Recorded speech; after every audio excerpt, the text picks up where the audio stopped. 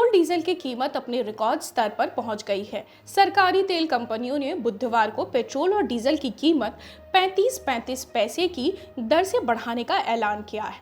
इस तरह अक्टूबर में अब तक के 27 दिनों में 20 बार कीमतें बढ़ाई जा चुकी हैं। नई कीमतें लागू होने के बाद नई दिल्ली में 1 लीटर पेट्रोल 107 रुपये 94 पैसे में मिलेगा। वहीं डीजल अब 96 रुपये 67 पैसे में मिलेगा। बता दें कि इस साल 10 महीने में पेट्रोल 23 रुपये 97 पैसे और डीजल 22 रुपये 55 पैसे महंगा हो चुका है। इस समय देश के 32 राज्यों में पेट्रोल की कीमत 100 रुपये के पार हो चुकी है। वहीं 16 राज्यों में डीजल की कीमत 100 रुपये से अधिक हो चुकी है। लगातार बढ़ती कीमतों को ध्यान में रखते हुए देश के पेट्रोलियम मंत्री हरदीप सिंह पुरी ने बुधवार को एक बयान जारी किया है। उन्होंने कहा है कि वे सऊदी अरब, रूस और गल्फ देशों के पेट्रोलियम मंत्रियों से बात कर रहे हैं। इस संबंध में सरकार कई स्तरों पर काम कर रही है। दरअसल पेट्रोल डीजल की कीमत बढ़ने की वजह कच्चे तेल की कीमतों में लगातार इजाफा होना है। वर्तमान में अंतर्राष्ट्रीय बाजार में कच्चे तेल की कीमत $85 प्रति बैरल है। इसमें अभी और वृद्धि होने की संभावना है। इसके चलते भारत में पेट्रोल डीजल की कीमत अभी और बढ़ेगी, क्योंकि भारत को अपनी जरूरत का 85% कच्चा तेल आयात करना पड़ता है। यानी भारत इस मामले में दूसरे देशों पर निर्भर है। विश्व स्वास्थ्य संगठन यानी WHO से भारतीय वैक्सीन कोवैक्सीन को मंजूरी नहीं मिल पाई है। WHO की एडवाइजरी कमेटी इस बारे में किसी निर्णय पर नहीं पहुंच पाई। अब इस पर 3 नवंबर को फैसला होगा। WHO ने इस संबंध में कुछ अतिरिक्त जानकारी मांगी है। ऐसा कहा जा रहा था कि एडवाइजरी कमेटी के अप्रूवल के बाद 24 घंटे के भीतर कोवैक्सीन को इमरजेंसी यूज की अनुमति WHO दे देगा, लेकिन अब इस मामले में नई जानकारी मांगकर टाल दिया है। भारत बायोटेक द्वारा बनाए गए कोवैक्सीन को कोरोना के डेल्टा वेरिएंट के संक्रमण को रोकने के लिए काफी प्रभावी माना जा रहा है। कुछ तकनीकी कारणों से अब तक WHO ने इसको मंजूरी नहीं दी है। भारत सरकार के स्वास्थ्य मंत्रालय ने इस संबंध में WHO से चर्चा की है।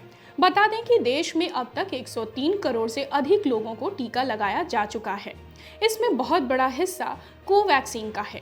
WHO की अनुमति नहीं होने के कारण कोवैक्सीन लगा चुके लोगों को विदेश यात्रा की अनुमति मिलने में कठिनाई हो रही है। इसलिए कोवैक्सीन को WHO की अनुमति जरूरी है। तमिलनाडु में कल्लाकुरिची जिले के शंकरपुरम शहर में बुधवार की सुबह बड़ा हादसा हो गया। वहां पटाखा दुकान में भीषण आग लग गई। पटाखों में आग लगने से लगातार वहां विस्फोट होता रहा और आग की लपटों के साथ कई पटाखे इधर उधर बिखरते रहे। इस कारण काफी संख्या में लोग आग की चपेट में आ गए। इस हादसे में 6 लोगों की मौत हो गई है, जबकि कई लोग घायल हो गए हैं। फायर ब्रिगेड के कर्मचारियों को आग बुझाने में काफी मशक्कत करनी पड़ी। आग में झुलसे लोगों का अस्पताल में इलाज किया जा रहा है। राज्य के मुख्यमंत्री MK स्टैलिन ने मरने वालों के परिवार वालों को 5-5 लाख रुपया मुआवजा देने का ऐलान किया है। हादसे में घायल हुए लोगों को इलाज के लिए 1-1 लाख रुपया दिए जाएंगे। उत्तर प्रदेश समेत जिन 5 राज्यों में चुनाव होना है, वहां पर नए वोटर अपना नाम वोटर लिस्ट में 1 नवंबर से जुड़वा सकते हैं। चुनाव आयोग ने वोटर लिस्ट में नाम जुड़वाने का अभियान इन राज्यों के अलावा पूरे देश में चलाने का निर्णय लिया है। इसके तहत जो लोग 18 साल की आयु पूरी कर चुके हैं या जिनके नाम किन्हीं कारणों से अब तक वोटर लिस्ट में नहीं जुड़ पाए हैं, उनको अपना नाम जुड़वाने का अवसर मिलेगा। 1 जनवरी 2022 को 18 साल की आयु पूरी करने वाले लोग ऑनलाइन या ऑफलाइन आवेदन कर सकेंगे। चुनाव आयोग ने हर बूथ पर BPL की नियुक्ति करने का निर्णय लिया है, ताकि लोगों को अपने नाम जुड़वाने में कोई कठिनाई ना हो। नवंबर महीने के हर रविवार को हर मतदान केंद्र पर चुनाव आयोग कैंप लगाएगा। इसमें वोटर कार्ड में संशोधन, नया नाम जुड़वाने, नाम हटाने और एड्रेस बदलने जैसे काम किए जाएंगे। आम आदमी पार्टी के राष्ट्रीय संयोजक और दिल्ली के मुख्यमंत्री अरविंद केजरीवाल ने अयोध्या में रामलला के दर्शन करने के बाद ऐलान किया कि दिल्ली के बुजुर्ग मुफ्त में राम जन्मभूमि के दर्शन कर सकेंगे। इसके लिए मुख्यमंत्री तीर्थ योजना को बुधवार को दिल्ली कैबिनेट में मंजूरी दी जाएगी। केजरीवाल ने यह भी कहा कि उत्तर प्रदेश में आपकी सरकार बनने पर उत्तर प्रदेश के निवासियों को भी मुफ्त में अयोध्या की तीर्थ यात्रा कराई जाएगी। केजरीवाल ने कहा कि दिल्ली सरकार पहले से ही तीर्थ स्थलों के दर्शन कराने के लिए योजना चला रही है। इस योजना में अयोध्या की तीर्थ यात्रा की सूची में जोड़ने के लिए ही बुधवार को कैबिनेट की बैठक बुलाई गई है। कैप्टन अमरिंदर बुधवार को कांग्रेस छोड़कर नई पार्टी जोड़ने का औपचारिक ऐलान कर सकते हैं। इसके लिए उन्होंने चंडीगढ़ में प्रेस कॉन्फ्रेंस बुलाई है। प्रेस कॉन्फ्रेंस के बाद उनका दिल्ली जाने का प्रोग्राम है। ऐसे संकेत मिल रहे हैं कि कैप्टन दिल्ली में चल रहे किसान आंदोलन को समाप्त करवाने में मध्यस्थ बन सकते हैं। आंदोलन कर रहे किसानों और केंद्र सरकार के बीच वे बातचीत का रास्ता निकालेंगे। ऐसा माना जा रहा है कि आंदोलन को खत्म करवाने वे भाजपा के साथ राजनीतिक रूप से अपनी निकटता साबित करेंगे। उसके बाद वे पंजाब में अपनी नई पार्टी को चुनाव मैदान में उतारेंगे। एक तरह से उनका भाजपा के साथ गठबंधन होगा। फिलहाल कांग्रेस की ओर से कैप्टन अमरिंदर के हर मूवमेंट पर नजर रखी जा रही है। कांग्रेस के कई असंतुष्ट नेता कैप्टन के साथ नई पार्टी में जा सकते हैं। सुप्रीम कोर्ट के पूर्व जज जस्टिस आरवी रविंद्रन कमेटी की देखरेख में कमेटी जांच करेगी। पेगासस जासूसी मामले की जांच के लिए सुप्रीम कोर्ट ने एक एक्सपर्ट कमेटी का गठन किया है। यह कमेटी सुप्रीम कोर्ट के पूर्व जज जस्टिस आरवी रविंद्रन की देखरेख में पूरे मामले की जांच करेगी। कोर्ट ने इस कमेटी में कहा है कि पेगासस मामले से जुड़े आरोपों की जांच कर रिपोर्ट कोर्ट में सौंपी जाएगी। सुप्रीम कोर्ट ने कहा है कि हर किसी की प्राइवेसी की रक्षा होनी चाहिए। 8 हफ्ते बाद इस मामले में फिर सुनवाई होगी। बता दें कि पेगासस सॉफ्टवेयर के जरिए देश के प्रमुख लोगों की जासूसी के मामले में देश में बवाल मचा हुआ है। इसके तहत जर्नलिस्ट, डॉक्टर, वकील, प्रमुख नेताओं और कई प्रमुख लोगों की कथित जासूसी की गई है। इस मामले में सुप्रीम कोर्ट में 12 याचिकाएं दायर की गई हैं। केंद्र सरकार ने जनहित और राष्ट्रहित की सुरक्षा का हवाला देते हुए इस केस में विस्तृत हलफनामा दाखिल करने से इनकार कर दिया है। लिहाजा सुप्रीम कोर्ट के chief justice N V Ramana, justice Suryakant और जस्टिस हिमा कोहली की बेंच ने सुनवाई की। उल्लेखनीय है कि खोजी पत्रकारों के अंतर्राष्ट्रीय ग्रुप का दावा है कि इजरायली कंपनी एनएसओ के जासूसी सॉफ्टवेयर पेगासस से 10 देशों में 50,000 लोगों की जासूसी हुई है। इसमें भारत के 300 लोगों के नाम सामने आए हैं। इन लोगों के फोन की निगरानी हुई है। राजस्थान के भरतपुर, बीकानेर, हनुमानगढ़, सवाई माधोपुर, अजमेर व अन्य जिलों में आज इंटरनेट सेवाएं पूरी तरह से बाधित रहेंगी। इन जिलों में राजस्थान लोक सेवा आयोग की आज यानी बुधवार को होने वाली परीक्षा के मद्देनजर इंटरनेट सेवा को पूरी तरह बंद कर दिया गया है। प्रशासन की ओर से यह कदम परीक्षा के दौरान सुरक्षा व्यवस्था बनाए रखने और नकल पर पूर्णतः रोक लगाने के लिए किया गया है। हालांकि पाबंदी वाले जिलों में ब्रॉडबैंड लीज लाइन के द्वारा इंटरनेट सेवा का प्रयोग किया जा सकता है। प्रशासन का कहना है कि व्हाट्सएप और फेसबुक जैसी कई सोशल मीडिया साइट्स के जरिए नकल की संभावना बनी रहती है, इसलिए इस पर पूरी तरह बैन लगाया गया है। स्थानीय प्रशासन का कहना है कि इंटरनेट पर प्रतिबंध सिर्फ परीक्षा के दौरान ही जारी रहेगा। एक बार परीक्षा खत्म होने के बाद दोबारा सेवाएं जारी कर दी जाएंगी। यूजर्स परीक्षा खत्म होने के बाद इंटरनेट सेवाओं का आनंद ले सकेंगे। मुंबई ड्रग्स मामले में जांच कर रहे एनसीबी के जोनल डायरेक्टर समीर वानखेड़े पर लगातार आरोप लग रहे हैं। महाराष्ट्र के मंत्री नवाब मलिक लगातार ट्वीट्स और प्रेस कॉन्फ्रेंस के माध्यम से उन्हें घेर रहे हैं, जिसे लेकर मंगलवार को समीर वानखेड़े की पत्नी क्रांति रेडकर ने भी बयान दिया है। उन्होंने कहा है कि मेरे पति झूठे नहीं हैं, ईमानदार हैं। वहीं आज फिर नवाब मलिक ने समीर वानखेड़े को लेकर ट्वीट किया है। उन्होंने समीर वानखेड़े का एक निकाहनामा शेयर किया है। इसके साथ उन्होंने लिखा है कि ये समीर दाऊद वानखेड़े का निकाहनामा है जो कि डॉक्टर शबाना कुरैशी के साथ हुई थी।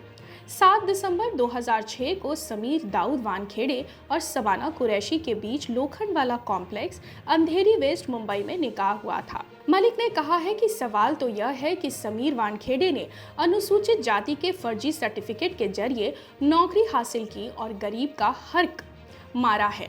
वहीं समीर वानखेड़े की पत्नी क्रांति वानखेड़े ने प्रेस कॉन्फ्रेंस करके अपने पति को ईमानदार बताया और उन लगे आरोपों को झूठा बताया। क्रांति ने कहा कि मेरे पति झूठे नहीं हैं, हम बहुत साधारण लोग हैं। मेरे पति की काम की शैली से कुछ लोगों को परेशानी हो रही है। वह बहुत ईमानदार अफसर हैं। मुझे महाराष्ट्र सरकार पर पूरा भरोसा है कि वह सच के साथ खड़ी होगी। इस मामले में हम रोज रोज प्रूफ देकर परेशान हो चुके हैं। क्रांति ने ट्वीट करके ये भी कहा कि मैं और मेरे पति समीर जन्म से हिंदू हैं। हमने धर्म परिवर्तन कभी नहीं किया। हम सभी धर्मों का सम्मान करते हैं। समीर के पिता भी हिंदू हैं और जिन्होंने मुस्लिम महिला से शादी की थी। समीर की पहली शादी स्पेशल मैरिज एक्ट के तहत हुई थी और 2016 में तलाक हुआ था। हमारी शादी हिंदू मैरिज एक्ट के तहत 2017 में हुई थी। बिल्कुल, जो मैंने सर्टिफिकेट डाला है, निकाहनामा या बर्थ सर्टिफिकेट, जो मैंने लोगों के सामने रखा है, अगर वो गलत साबित कर दें तो मैं राजनीति से छोड़ दूंगा, मंत्री पद छोड़ दूंगा। और मैं नहीं कहता कि वो नौकरी छोड़ दें, कम से कम आके जनता से माफ़ी मांग ले कि ये चीज़ सही है, मैंने उसे टेम्पर किया है। मैं उन्हें नौकरी से इस्तीफा दो ये नहीं कहता, लेकिन नौकरी तो जाएगी कानून के तहत। केंद्र सरकार ने सड़क दुर्घटना को ध्यान में रखते हुए बाइक चलाने के नियमों में महत्वपूर्ण बदलाव करने का प्रस्ताव तैयार किया है। इसके तहत अगर किसी बाइक में 4 साल तक की उम्र का बच्चा सवार है तो उस बाइक की स्पीड 40 किलोमीटर से अधिक नहीं हो सकती। केंद्र सरकार परिवहन और राजमार्ग मंत्रालय ने इसका प्रस्ताव तैयार कर लिया है। मंत्रालय ने इस संबंध में सुझाव और आपत्ति मांगे हैं। इसके तहत 9 माह से 4 साल तक के बच्चे के लिए बाइक में बैठने पर उसे क्रैश हेलमेट पहनाना जरूरी होगा। इसके अलावा बच्चे को गाड़ी चलाने वाले के साथ सेफ्टी हार्नेस यानी एक प्रकार का सुरक्षा कवच से जोड़कर रखना होगा। बता दें कि नए मोटर व्हीकल एक्ट में 4 साल तक के बच्चे को लेकर तीसरी सवारी बैठने की छूट है। सीबीआई ने रिश्वत के बदले पनडुब्बी परियोजना से संबंधित गोपनीय जानकारी लीक करने के आरोप में नौसेना के कमांडर रैंक के एक अधिकारी समेत 5 लोगों को गिरफ्तार किया है। अधिकारियों ने मंगलवार को यह जानकारी दी। उन्होंने कहा है कि एजेंसी ने पिछले महीने एक गुप्त अभियान चलाया जिसमें नौसेना के 2 सेवानिवृत्त अधिकारी, 1 सेवारत अधिकारी तथा 2 अन्य व्यक्तियों को हिरासत में लिया गया। अधिकारियों ने कहा कि अब तक एजेंसी ने दिल्ली, मुंबई, हैदराबाद और अन्य स्थानों सहित 19 जगहों पर तलाशी की जिसमें महत्वपूर्ण दस्तावेज और डिजिटल साक्ष्य जब्त किए गए और उनकी जांच की जा रही है। नौसेना के उक्त कमांडर ने रिश्वत लेने के बदले में किलो क्लास की पनडुब्बी के आधुनिकीकरण परियोजना से संबंधित जानकारी 2 सेवानिवृत्त अधिकारियों से साझा की थी। सीबीआई की भ्रष्टाचार रोधी इकाई को इस मामले की जांच सौंपी गई थी।